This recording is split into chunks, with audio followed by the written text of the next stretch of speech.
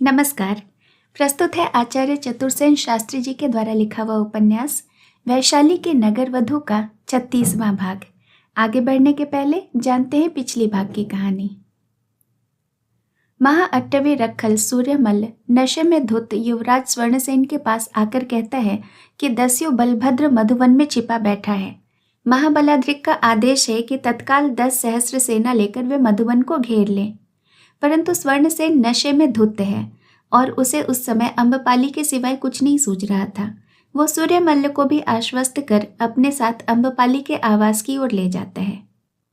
कृतपुण्य, जिसकी असली पहचान हर्षदेव है, जिससे अम्बपाली का बचपन में विवाह तय हुआ था, वो बहुत सा धन धान्य, जो कुछ तो उसको भाग्यवश मिले थे और कुछ स्वसुर से, लेकर वैशाली में पहुंचता है। वैशाली में कृतपुण्य की धूम मच जाती है। 7 वर्ष बाद वो एक बार फिर वैशाली नगर में है। इसी बीच वैशाली में मगध का पदच्युत आमात्य वर्षकार ब्राह्मण भिक्षुक के रूप में पधारते हैं। वैशाली के संस्थागार में उन्हें बुलाकर उनका उचित सत्कार किया जाता है। वर्षकार कहते हैं कि वह राजसेवा के बदले में भिक्षा स्वरूप अन्न ले सकते हैं। इस पर विदेश सचिव नागसेन कहते हैं कि हालांकि यह आर्यों का गौरव होगा, परंतु वज्जी शासन में मात्र अष्टकुल के प्रतिनिधि ही सक्रिय भाग ले सकते हैं, वर्णधर्मी आर्य नहीं। और यदि वे वज्जी संघ में राजनियुक्त हो गए तो जब वज्जी संघ मगध पर अभियान करेगा तो वे बड़ी दुविधा में पड़ जाएंगे। वर्षकार कहते हैं कि तब जो उचित होगा वो करेंगे, वे राजनीति से काम लेंगे। जयराज कहते हैं कि वे इस पर विचार करेंगे, तब तक वे वज्जी गणतंत्र के प्रतिष्ठित अतिथि के रूप में रहकर संघ की प्रतिभा बढ़ाएं। विदिशा के अपूर्व सुंदरी वैश्या भद्र नंदिनी वैशाली आती है। उसके वैभव के सामने अम्बपाली की आभा फीकी पड़ जाती है। वो अपने आप को नागपत्नी कहती है और इस वजह से कोई उसके शरीर को स्पर्श नहीं कर सकता। नगर के सभी तरुण उसकी एक झलक पाने के सपने देखने लगते हैं। एक रहस्यमय युवक भद्र नंदिनी से मिलने आता है, जो नंदिनी के पुराने राज अप्रत्यक्ष रूप से उसके सामने रखता है। उसके जाने के पश्चात नंदिनी उस युवक के बारे में पूरा जानना चाहती है, अतः वह इसी समय नंद साहू से मिलना चाहती है। अब सुनते हैं आगे की कहानी। अध्याय नंदन साहू। वैशाली के अंतरायण में नंदन साहू की हट्ट खूब प्रसिद्ध थी। उसकी हट्ट में जीवन सामग्री की सभी चीजें बिक्री होती थी। हल्दी, मिर्च और लहसुन से लेकर अंतःपुर को सुरभित करने योग्य दासियों तक का क्रय विक्रय होता था। प्रातः सूर्योदय से लेकर रात के 2 पहर तक उसकी दुकान पर ग्राहकों की आवाजाही रहती थी। बढ़िया और काम लायक सौदों की बिक्री का समय रात्रि का पिछला पहर ही होता था। उसकी विस्तृत दुकान में अनेक जीन्स अव्यवस्थित रूप से भरी रहती थी। उनकी कभी सफाई नहीं होती थी। रात को एक दीपक हट्ट में जलता था, जिसकी पीली और धीमी ज्योति में हट्ट की सभी वस्तुएं कांपती हुई सी प्रतीत होती थी। हट्ट का स्वामी, हट्ट का सारा सामान बहुत अशुभ और विभत्स सा लगता था, परंतु गरजू ग्राहक फिर भी वहां जाते थे। एक पण में 7 मसाले से लेकर 100 दंब तक के संभ्रांत ग्राहक वहां बने रहते थे। इस हट्ट में भरी हुई असंख्य निर्जीव वस्तुओं में 4 सजीव वस्तुएं थीं।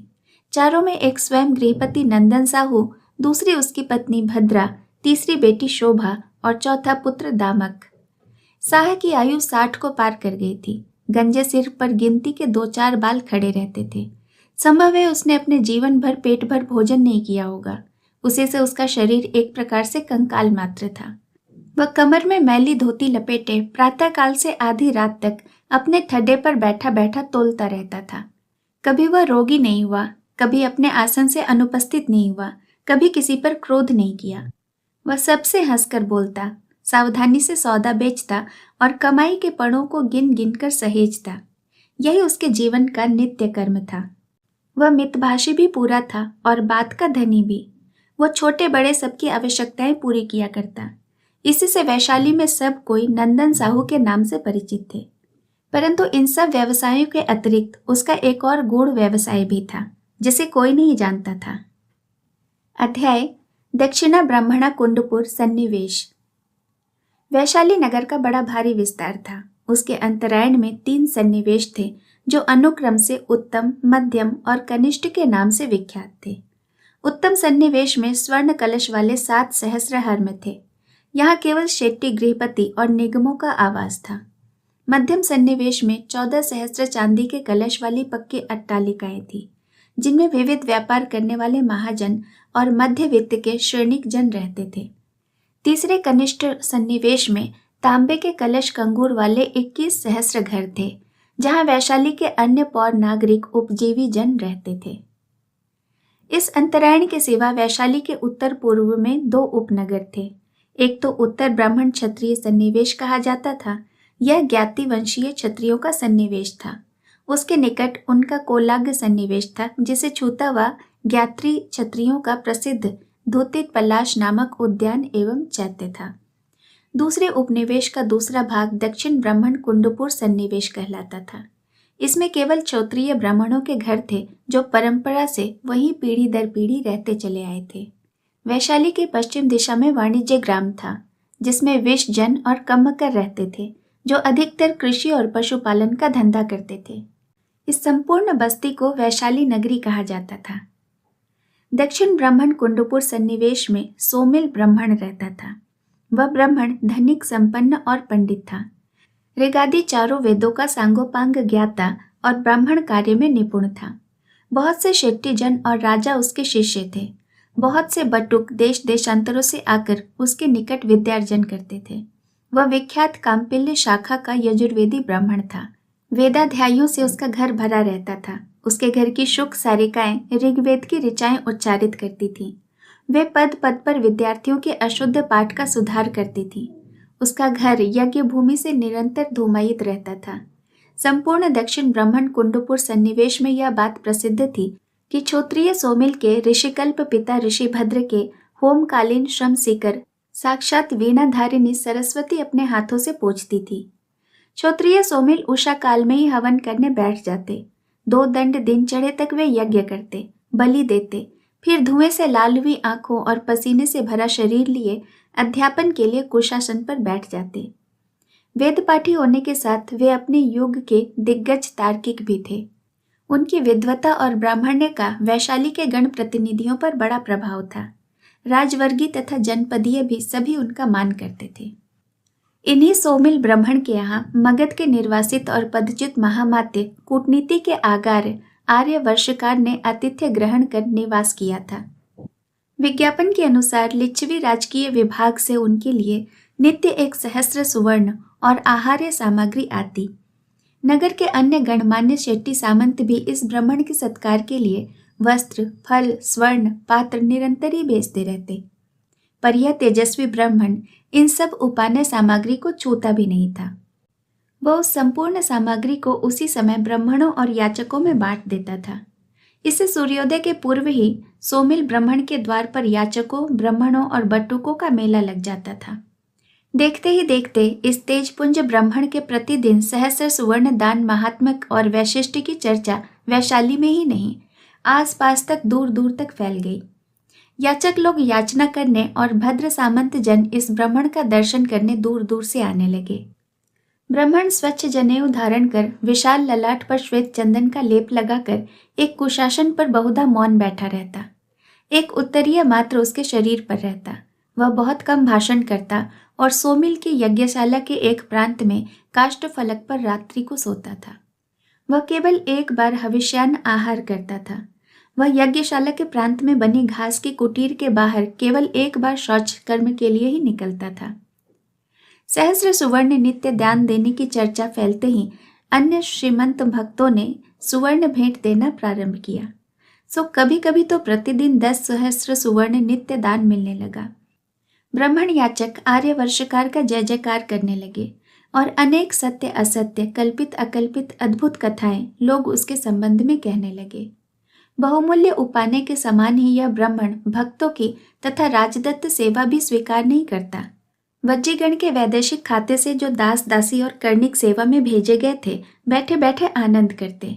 ब्राह्मण उससे वार्ता तक नहीं करते, पास तक नहीं आने देते। केवल ब्राह्मण सोमिल ही आर्य वर्षकार के निकट जा पाता और वार्तालाप कर पाता। वही उन्हें अपने हाथ से मध्योन्हान हविष्यान भोजन कराता, जो सूच पाचकों द्वारा नहीं, स्वयं गृहिणी सोमिल की ब्राह्मणी रसोड़े के पृथक अत्यंत सावधानी से तैयार करती थी और जिसे सोमिल दंपति को छोड़कर कोई दूसरा छू या देख भी नहीं सकता था। ऐसे ही अद्भुत दिनचर्या इस पदच्युत अमात्य ब्राह्मण की वैशाली नगरी में चल रही थी। अध्याय हरिकेशी बल। इस समय वैशाली में एक और नवीन प्राणी का आगमन हुआ था। यह एक आजीवक परिवारजक था। यह अत्यंत लंबा, काला, कुरूप और एक आंख से काना था। उसकी अवस्था बहुत थी। वह अति कृशकाय था, परंतु उसकी दृष्टि पैनी, वाणी सतेज और शरीर का गठन दृढ़ था। वह कभी स्नान नहीं करता था। इससे उसका शरीर अत्यंत मलिन और दूषित दिख पड़ता था। उसने अंग पर 500 कुलिक धारण किए थे, जो स्मशान में मुर्दे पर से उतार कर फेंके गए थे। वे भी फटकर चीथड़े चीथड़े हो गए थे और गंदे होकर मिट्टी के रंग में मिल गए थे। यह आजीवक निर्द्वंद विचरण करता गृहस्थों के द्वार पर, विथि हट पर, राजद्वार पर और राजपथ पर सर्वत्र अबाध रूप से निरंतर घूमता रहता। उसका सोने, बैठने, ठहरने का कोई स्थान नहीं था। उसकी जीवन यात्रा में सहायक सामग्री भी कुछ उसके निकट नहीं थी। इस प्रकार यह कृशकाय, घृणित और कुत्सित मलिन भूत सा व्यक्ति जहां जाता वहीं लोग उसे तिरस्कार पूर्वक धुतकार देते, उसे अशुभ रूप समझते। परंतु उसे इस तिरस्कार घृणा की कोई चिंता नहीं थी। वो जहां से भिक्षा मांगता वहां जाकर कहता, मैं चांडाल कुल उत्पन्न हरिकेशी बल हूं। मैं सर्व त्यागी संयमी ब्रह्मचारी हूं। मैं अपने हाथ से अन्न नहीं रांधता। मुझे भिक्षा दो। भिक्षा ही मेरी जीविका है। बहुत लोग उसे मारने दौड़ते, बहुत मार भी बैठते। बहुत लोग उसे दुत्कार कर भगा देते, पर वह किसी पर रोष नहीं करता। वह मार, तिरस्कार और धक्के खाकर हंसता हुआ दूसरे द्वार पर वही शब्द कहकर भिक्षा मांगता। कभी कभी लोग उस पर दया करके उसे कुछ दे भी देते थे, पर उसे बहुधा निराहार ही किसी वृक्ष के नीचे पड़े रहना पड़ता था। वो घूमता हुआ एक दिन कुंडग्राम के दक्षिण ब्राह्मण सन्निवेश में सोमिल क्षोत्रिय के द्वार पर जा पहुंचा। वहां ब्राह्मणों, ब्रह्मचारियों, श्रोत्रियों और वेद पाठिक बटुकों की भीड़ लगी थी। आर्यवर्षकार एक छप्पर के नीचे बांस की बनी हुई मीड़ पर बैठे अपनी आंखों स्वर्ण वस्त्र का बांटा जाना देख रहे थे। अनेक क्षोत्रिय बटुक इस आयोजन में हाथ बटा रहे थे। इसी समय आजीवक हरिकेश बलि उन ब्राह्मणों की भीड़ में जा मिलकर खड़ा हुआ। इस अशुभ, अशुचि, घृणित स्मशान से उठाए हुए चीथड़े अंग पर लपेटे काने मनुष्य को देखकर सब ब्राह्मण, बटुक एवं क्षोत्रिय दूर हट गए। बहुतों ने मारने को दंड हाथ में लेकर कहा, कौन है रे तू भाकुटिक? कहां से तू ब्राह्मणों में घुस आया? भाग यहां से। उसने सहज शांत स्वर में कहा, मैं चांडाल कुल उत्पन्न हरिकेश बलि हूं। मैं सर्वत्यागी ब्रह्मचारी हूं। मैं अपना अन्न नहीं रांध सकता। भिक्षा ही मेरी जीविका है। मुझे भिक्षा दो। बहुत ब्राह्मण अपना स्वच्छ जनेऊ हाथ में लेकर उसे मारने दौड़े। भाग रे चांडाल, ब्राह्मणों में घुस आया पतित। परंतु हरिकेशी भागा नहीं, विचलित भी नहीं हुआ। उसने कहा, मैं संयमी हूं। दूसरे लोग अपने लिए जो अन्न रांधते हैं उसी में से बचा हुआ थोड़ा अन्न मैं भिक्षा काल में मांग लेता हूं। आप लोग यहाँ याचकों को बहुत स्वर्ण, वस्त्र और अन्न दे रहे हैं। मुझे स्वर्ण नहीं चाहिए, उससे मेरा कोई काम नहीं रमता। वस्त्र में स्मशान से उठा ही लेता हूं। मैं तो दिगंबर आजीवक हूं। मुझे अन्न चाहिए। मुझे अन्न दो। आपके पास बहुत अन्न है, आप लोग खा पी रहे हैं। मुझे भी दे दो, थोड़ा ही सही। मैं तपस्वी हूं, ऐसा समझकर जो बच गया हो वही दे दो। एक ब्राह्मण ने क्रुद्ध होकर कहा, अरे मूर्ख, यहां ब्राह्मणों के लिए अन्न तैयार होता है, चांडालों के लिए नहीं। भाग यहां से। अतिवृष्टि हो या अल्प वृष्टि, तो भी कृषक ऊंची नीची सभी भूमि में बीज बोता ही है और आशा करता है कि खेत में अन्न पाक होगा। उसी भांति तुम मुझे भी दान दे दो। मुझ जैसे तुच्छ चांडाल मुनि को अन्न दान करने से तुम्हें पुण्य लाभ ही होगा। इस पर बहुत से ब्राह्मण एक बार ही आपे से बाहर होकर लडुग हस्त हो उसे मारने दौड़े। उन्होंने कहा, अरे दुष्ट चांडाल, तू अपने को मुनि कहता है? नहीं जानता पृथ्वी पर केवल हम ब्राह्मण ही दान पाने के प्रकृत अधिकारी हैं। ब्राह्मण को ही दिया दान पुण्य फल देता है।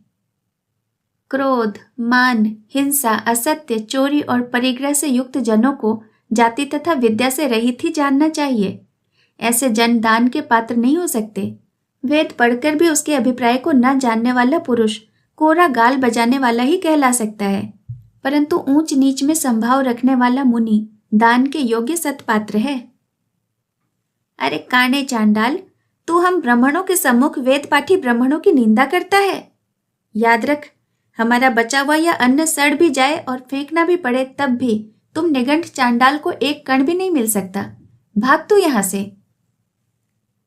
सत्य वृद्धि एवं समधि संपन्न मन वचन कर्म से असत प्रवृत्तियों से मुक्त जितेंद्रिय ब्रह्मचारी को यदि तुम अन्न नहीं दे सकते तो फिर तुम पुण्य भी नहीं पा सकते।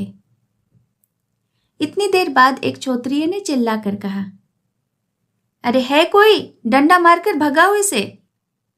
इस पर कुछ बटुक दंड ले हरिकेशी को मारने लगे।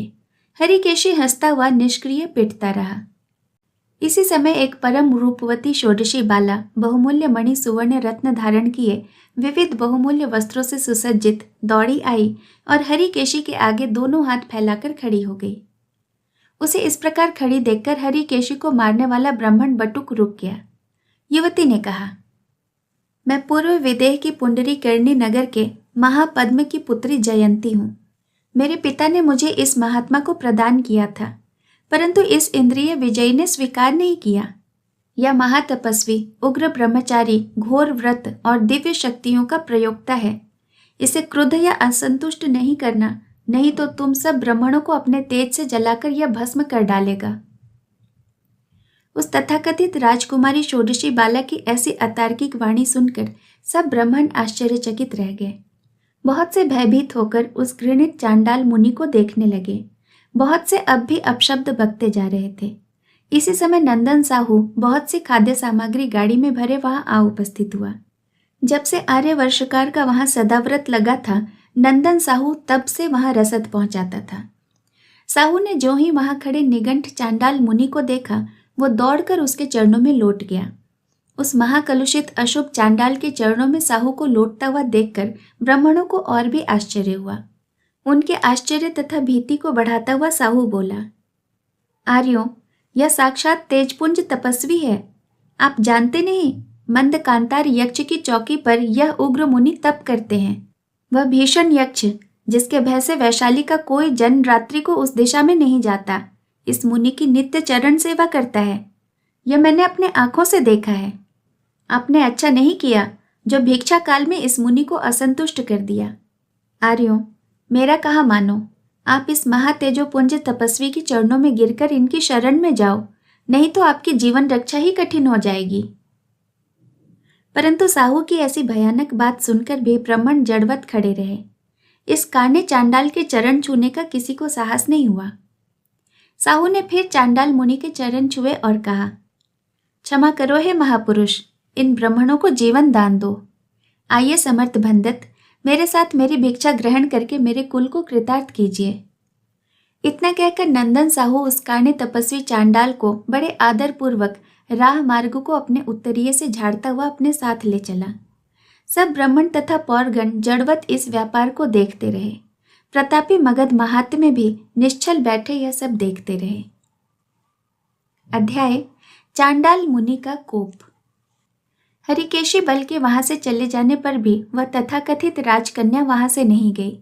बहुत प्रकार से ब्राह्मणों को डराती धमकाती रही। उसने कहा, हे ब्राह्मणों, तुम लोगों ने अच्छा नहीं किया जो चांडाल मुनि को भिक्षा के काल में भिक्षा नहीं दी, उसे अपशब्द कहे और उसे पीटा, उसे विरत किया।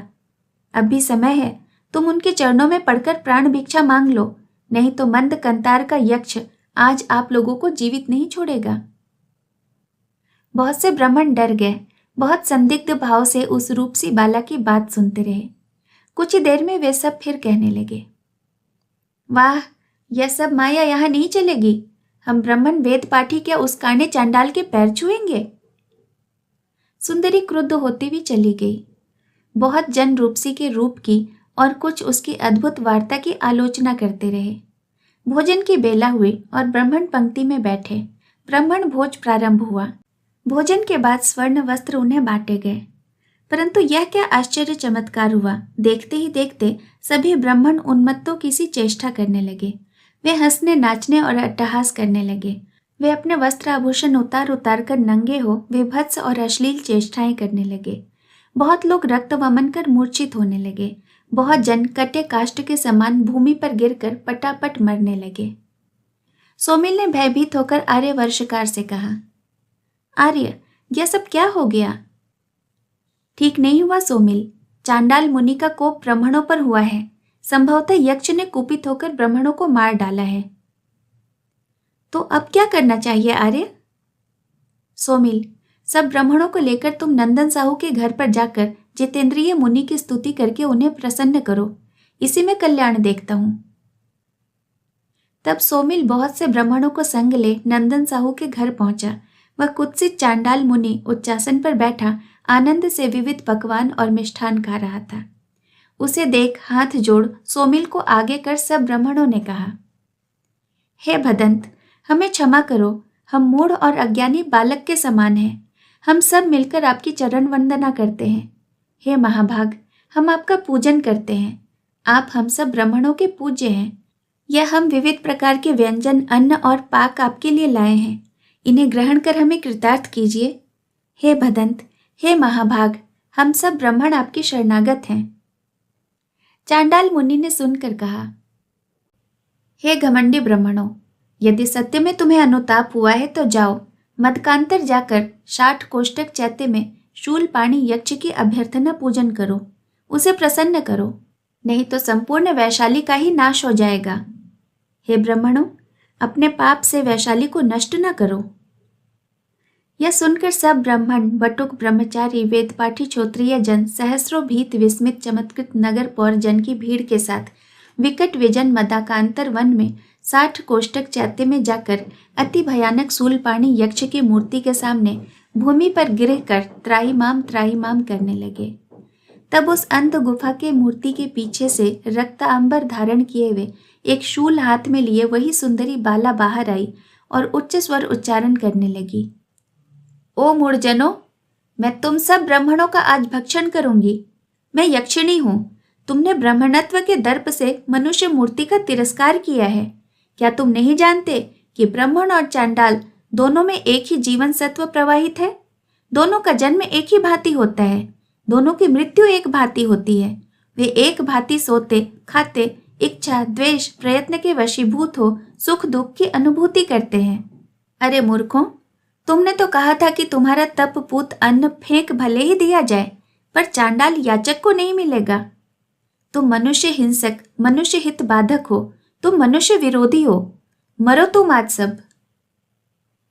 त्राहिमाम हे देवी, हे यक्षिणी माता, हमारी रक्षा करो।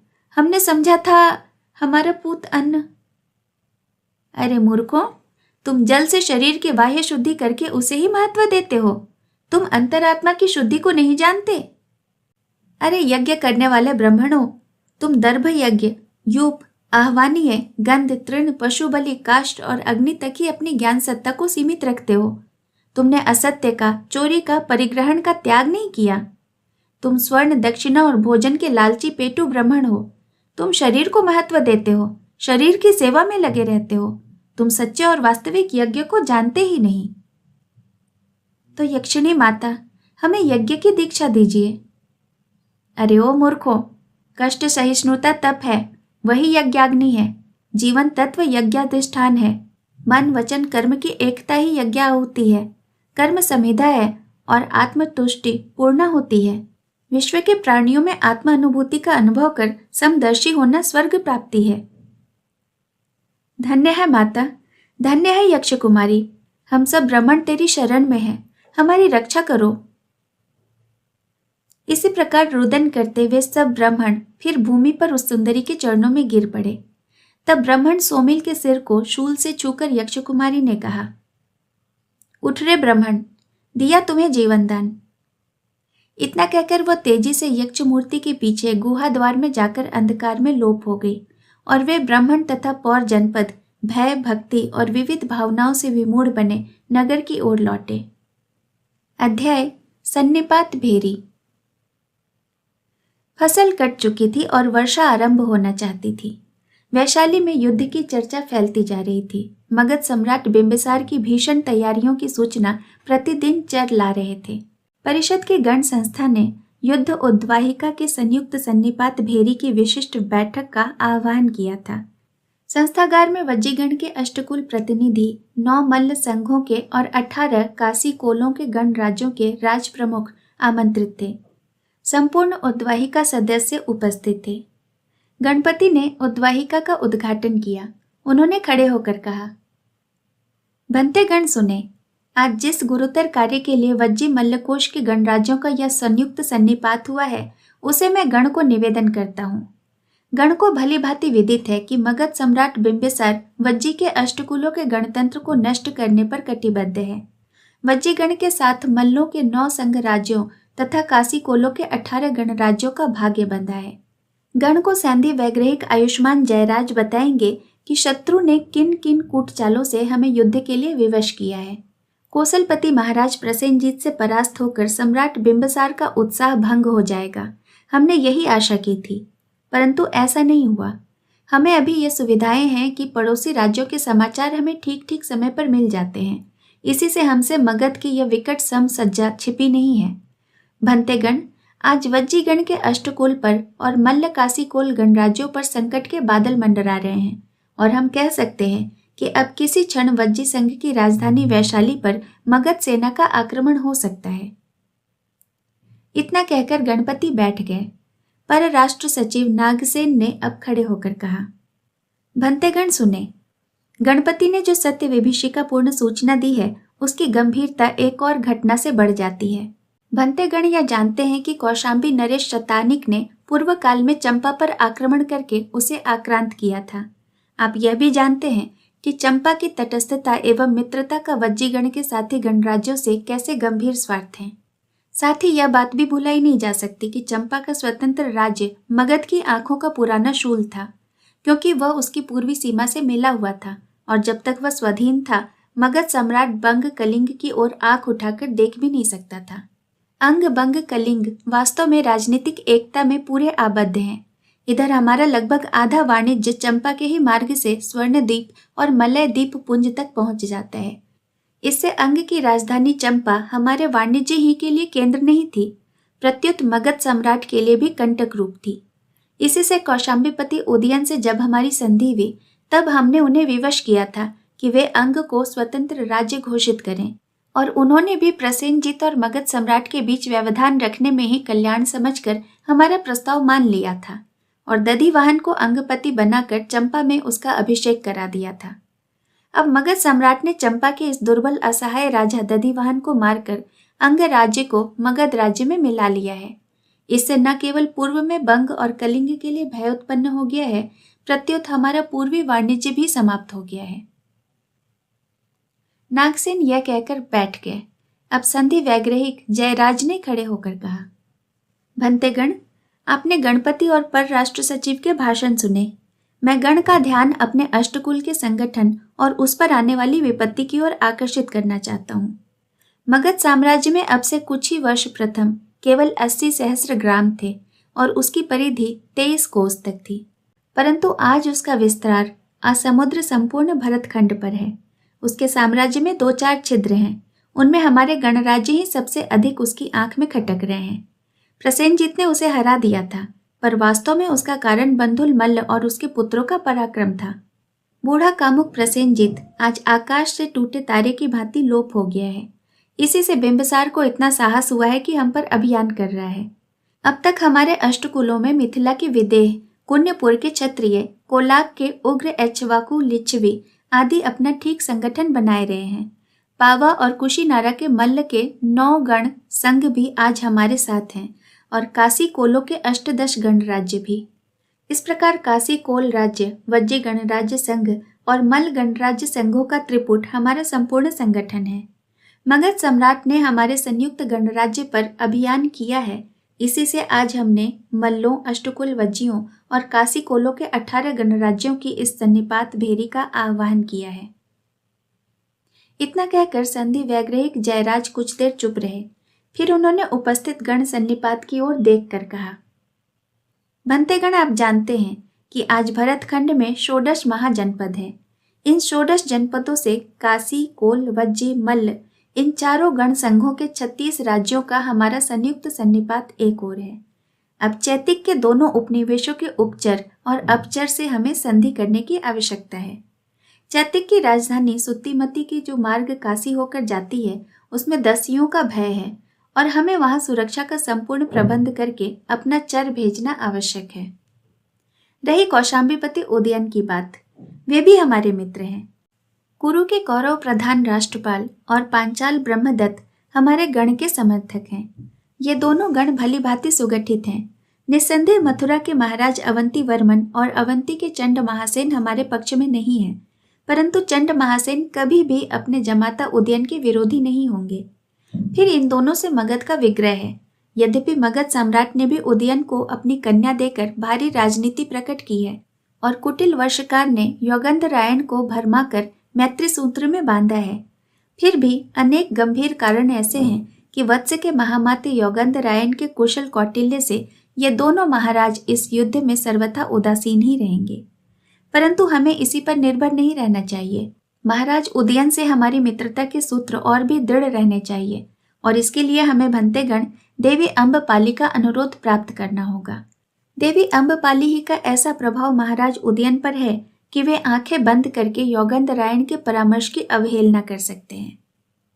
भंतेगण, अब मैं आपका ध्यान सुदूर राज्यों की ओर आकर्षित करना चाहता हूँ। दक्षिण के असक राज अरुण और गांधार के महागणपति पुक्कणति। आप जानते हैं कि गांधारपति पुक्कणति ने मगध सम्राट बिंबसार को पठौनी भेजी थी। वे चाहते थे कि पशुपुरी के शासनानुशासन को बिंबसार सहायता दें। उनकी कठिनाइयां भी बड़ी पेचीली और दुखप्रद हैं। उनका छोटा सा गण पार्श्वों का अब देर तक सामना नहीं कर सकता। पार्श्व शासनानुशासन दारियोश ने पश्चिम गांधार को अभी अभी अपने साम्राज्य में मिला लिया है। वह अब संपूर्ण तक्षशिला और गांधार के जनपद को आक्रांत किया चाहता है। वास्तव में पशुपति दारियोश पश्चिम का बिंबसार है। इसी से सहायता की इच्छा से गांधार के गणपति ने मगध सम्राट बिंबसार को पठौनी भेजी थी, परंतु मगध सम्राट के लिए अपनी ही उलझनें थोड़ी नहीं थी। गांधार का मगध पर कुछ ऋण भी है। मगध के अनेक मागध तरुण तक्षशिला से सर्वोत्कृष्ट स्नातक हैं। उन्होंने गांधार राज को बहुत कुछ आश्वासन वहां से आती बार दे दिया था, परंतु मित्र सिंह ने भी उन्हीं के साथ तक्षशिला छोड़ा था और उन्होंने गांधारपति को समझा दिया था कि मगध सम्राट बिंबसार पूर्व का दारियोश है। ऐसे सम्राट लोलुपों से आशा मत कीजिए। बज्जियों का अष्टकुल पूर्वी गांधार तंत्र है और वह आपका मित्र है, इसीलिए वैशाली गांधार के अपने ऋण को उतारेगा। शेष कहानी अगले भाग में। कहानी सुनने के लिए बहुत बहुत धन्यवाद।